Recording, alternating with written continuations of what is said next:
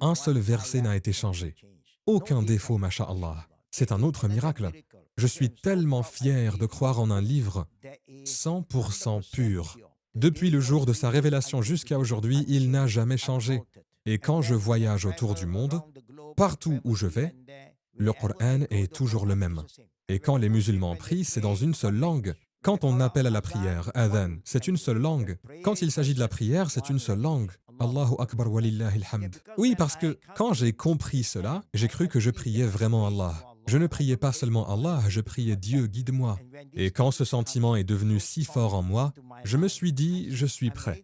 Et vous voyez, quand j'ai voulu devenir musulman, frère Ahmed, ce n'était pas si facile. Je pensais que ce serait simple. C'est moi personnellement qui suis allé voir l'imam pour lui dire je veux devenir musulman. Pourriez-vous m'aider, s'il vous plaît? Parfois, j'étais surpris de voir mes amis musulmans. Je leur disais je suis musulman. Ils disaient quand et pourquoi avoir choisi l'islam. Ce n'est pas qu'ils étaient surpris que je sois devenu musulman, mais plutôt pourquoi avoir choisi l'islam. Cela m'a rendu très triste. Mais je ne blâme personne, car d'après mon expérience, en passant du bouddhisme au christianisme, beaucoup de gens ne sont que des suiveurs aveugles. Ils suivent sans vraiment savoir. Ils se disent bouddhistes ou chrétiens, mais ils ne lisent même pas leurs livres. Combien de chrétiens lisent la Bible? Combien de bouddhistes lisent le Dharma? Très peu, on peut les compter. Mais tous les musulmans lisent le Coran. Des millions de musulmans mémorisent le Coran, vous imaginez? Ce miracle est incroyable. Cela ne cesse de renforcer ma foi en Allah. Et ma relation avec le Coran et l'islam grandit chaque jour. Elle ne faiblit pas. Même si je fais face à de nombreuses épreuves, cela ne diminue jamais ma foi en l'islam.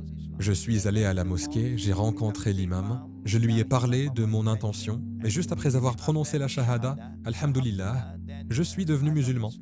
Mais je ne savais pas où j'allais vivre maintenant. Depuis tout jeune, j'étais très indépendant. Je suis quelqu'un de très autonome. J'ai demandé s'il était possible de rester à la mosquée parce que je n'aime pas déranger les gens. Je préfère comme ça car quand j'étais jeune, quand j'étais bouddhiste, je vivais dans le temple bouddhiste. Quand j'étais chrétien, je servais à l'église. Donc j'aime ce genre d'endroit, ce type de lieu de culte. Parce que tu ne déranges personne. Et que toutes les bonnes personnes viennent dans ces lieux, c'est ce que je crois. Seuls les musulmans pratiquants viennent à la mosquée. Seuls les chrétiens pratiquants vont à l'église. Seuls les bouddhistes pratiquants vont au temple. Les non-pratiquants, eux, n'y vont pas. Alors j'ai choisi de vivre à la mosquée pendant 4 ans. Oui, mais dans différentes mosquées, j'ai fait des hijras. Une semaine ici, 2 semaines là, quelques mois ailleurs. Cela dépendait de l'endroit. Si c'était propice, si cela me donnait une bonne sensation, je restais plus longtemps. Pendant 4 ans, j'ai vécu dans des mosquées, alhamdoulilah. J'ai pris la bonne décision car c'est le meilleur endroit où être. Et c'est la manière la plus rapide d'apprendre parce que les gens qui viennent à la mosquée sont pratiquants. Alors je pouvais leur poser des questions et apprendre d'eux. Comment votre famille a-t-elle réagi à votre conversion à l'islam? Votre famille, votre mère, votre père? Oui, ma mère a été un peu choquée car je suis le plus jeune garçon de la famille. J'avais peur qu'il soit blessé et qu'il vienne me chercher, qu'il me frappe ou me force à faire quelque chose. C'est ce que je craignais. Mais Allah est grand. C'est pour cela que lorsque je suis devenu musulman, je ne suis jamais rentré chez moi. Je n'ai pas informé mes parents tout de suite. Ma mère était encore en vie, ma grand-mère aussi, mais je me suis volontairement éloigné pour qu'ils ne sachent pas où j'étais, afin qu'ils ne me perturbent pas. Puis mon professeur, un bon enseignant, m'a dit « Tu dois retourner les voir, leur parler. » Quand je suis rentré à la maison, évidemment, ma mère était un peu blessée. Au début, elle s'inquiétait, elle avait peur de perdre son fils.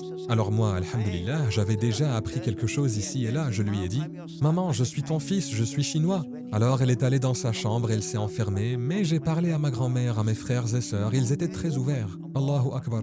Ils étaient contents. Ils m'ont demandé « Comment? Quand es-tu devenu musulman? Que se passe-t-il maintenant? Quelle est ta situation ?» Ils étaient très ouverts d'esprit. Et cela m'a rassuré, je me suis senti en sécurité. Puis petit à petit, je suis retourné les voir plus souvent, et cela les a rassurés. Ils ne s'inquiétaient plus de l'endroit où je vivais. Je leur disais, je vis dans une bonne maison, une grande maison. Je ne leur disais pas que je vivais à la mosquée. Et puis, avec le temps, on s'est rapprochés. Ils ont vu mes changements, et ils étaient fiers. Et elle s'est sentie plus à l'aise car je revenais régulièrement. Je ne restais pas avec eux, mais je passais.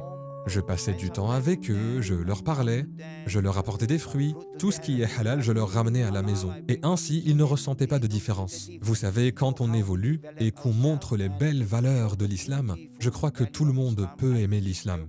La hidayah, guidance, vient d'Allah, bien sûr. Est-ce que quelqu'un de votre famille ou de vos proches est devenu musulman après vous? Alhamdulillah. Mon frère aîné, avant de mourir, il est devenu musulman. Nous avons fait la prière funéraire dans notre centre. Ma mère, elle aussi, elle est devenue musulmane. Alhamdulillah. Beaucoup de gens en Occident, en Turquie et ailleurs dans le monde cherchent le réconfort à travers la méditation ou le bouddhisme. Est-ce que le bouddhisme peut vraiment apaiser l'âme humaine? Et quelle est la différence entre la méditation et la Si vous salade? observez bien, vous verrez qu'en islam, tout est plus parfait, plus équilibré. Ce n'est pas juste s'asseoir et méditer sans rien faire. Nous croyons que fi kulli haraka baraka, tout mouvement apporte une bénédiction. Regardez, la prière en islam est magnifique. Elle est parfaite, car même notre prière n'a pas été inventée par nous-mêmes. Toutes les récitations que nous faisons dans la prière ne viennent pas de vous, de moi ou de qui que ce soit. Non, elles ont été enseignées par Allah au prophète alayhi salatu wassalam et par lui à nous. Une forme de communication unique. Il y a le ruku', inclinaison, le sujoud, prosternation. Bien sûr, si vous remontez au dharma bouddhiste, aux enseignements de Moïse et de Jésus, il y avait aussi l'inclinaison et la prosternation. Warka'u ma'ar raki'in, et ainsi de suite. Mais plus tard, les gens ne suivaient plus. Les gens ont commencé à changer. Avec les générations, les disciples ont oublié les enseignements. Ils n'avaient plus de référence claire. Le livre d'origine auquel se référer n'existait plus. C'est pareil pour le dharma, c'est pareil pour tout. Tout a été traduit, modifié et est devenu incontrôlable. L'ancienne Torah n'existe plus. Elle a été remplacée par le Talmud. L'Injil aussi, tout est devenu confus. Sauf, alhamdulillah, le miracle du Coran. Il reste intact, inchangé jusqu'à aujourd'hui. Original, sans altération. Allahu Akbar. Quand on médite, les gens essaient-ils de ne penser à rien? Et pensez-vous que cela soit possible et vraiment bénéfique pour l'âme? La méditation est un moyen d'apprendre à surmonter toutes ces forces négatives. Je considère que la méditation, c'est une forme de tazkiyatun nafs. C'est réfléchir, se rappeler toutes les choses négatives qu'on a en soi et essayer de les purifier. Tout ce qui est négatif, on doit le combattre par du positif. Donc il faut réfléchir, faire beaucoup d'introspection. Si vous ne pensez pas aux choses négatives, cela ne vous aidera pas. Vous devez croire que tout ce qui arrive a une raison. C'est ce qu'on appelle le karma. Nous disons qada et qadar. Tout ce qui arrive, wara'a kulli mas'ala sa'ada, comme nous le savons. Derrière tout ce qui semble mauvais autour de nous, il y a une leçon à en tirer. Il faut toujours avoir des pensées positives. Allah ne fait jamais rien sans raison. Et aujourd'hui, en tant que musulman, l'islam est tellement parfait, tellement limpide, c'est si facile à comprendre, à transmettre. La méditation était une méthode utilisée à une certaine époque, mais la meilleure voie, si vous regardez en islam, Allahu Akbar, imaginez, avant même de prier, qu'est-ce que vous faites? Vous devez purifier votre corps, vous devez faire vos ablutions. Vous voyez à quel point l'islam est parfait. Et que comprenez-vous en vous lavant les mains, la bouche, le nez, le visage? Parce que ce sont les parties exposées à la dunya, le monde, et tout autour de nous est corrompu. C'est pourquoi je rappelle toujours à mes élèves, à tous ceux que je rencontre, s'il vous plaît, ne ratez pas vos prières. Restez simplement connectés à Allah. Fadhkuruni adhkurkum. Allah est toujours là pour vous, même dans les pires situations, même dans la tristesse. Ne manquez pas vos prières. Qu'est-ce qui vous a le plus impressionné chez le prophète Muhammad? Sallallahu alayhi wa sallam. Il n'y a rien à quoi je puisse le comparer, car il a été envoyé comme une miséricorde pour nous tous. Il a consacré tellement de temps à nous montrer le chemin vers Allah. Et il est lui-même ce chemin. Alors ne négligez jamais la sunna du prophète alayhi salatu wassalam. J'aimerais appeler tous mes frères et sœurs musulmans où que vous soyez, ne mettez pas le prophète alayhi salatu wassalam de côté. Vous dites croire en Allah, mais Allah a mis une condition. Qul in kuntum tuhibbuna Allah fattabi'uni yuhbibkum Allah. Vous devez suivre son messager, alors soyez humble. Ce qu'Allah dit, ce que le prophète alayhi salatu wassalam dit, suivez-le, vous ne vous égarerez jamais. En tant que Chinois, vous ressentez peut-être de la tristesse en voyant que votre peuple, plus d'1 milliard de personnes, est majoritairement athée aujourd'hui. Comment pensez-vous que nous pourrions toucher leur cœur? Comment pensez-vous que nous pourrions leur faire connaître l'islam? Quelle est, selon vous, la voie à suivre? C'est pourquoi je travaille très dur. Je leur parle constamment. C'est pour cela que je m'engage. Oui, je suis toujours en lien avec eux. Je suis très ouvert et je sens qu'ils sont aussi très ouverts, frère Ahmed.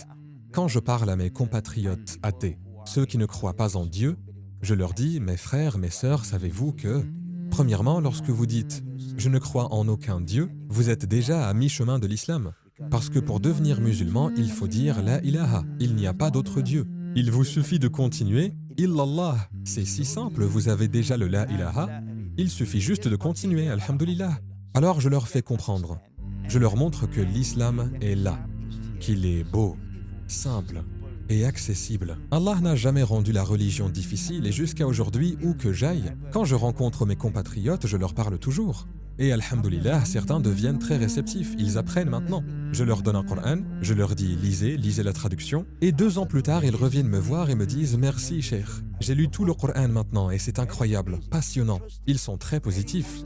Bien sûr, la hidayah vient d'Allah. On peut être attristé, mais il ne faut jamais perdre espoir. Continuons à prier et à faire de notre mieux. Et la meilleure forme de da'wah, frère Ahmed, c'est de montrer le bon exemple. Les actions parlent plus fort que les mots. S'il vous était donné l'occasion de parler à tous les non-musulmans du monde, que leur diriez-vous si vous n'aviez que quelques instants? Je rappelle toujours ceci. Il y a une grande différence entre musulman et islam. L'islam est un enseignement, le musulman est une personne. Je suis fier d'être musulman parce que je suis l'islam.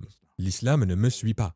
Faites bien la différence entre islam et musulman. Et l'islam n'appartient pas à une ethnie en particulier, il appartient à nous tous. C'est pourquoi I-S-L-A-M. Je le traduis toujours en anglais ainsi. I shall love all mankind. Je dois aimer toute l'humanité.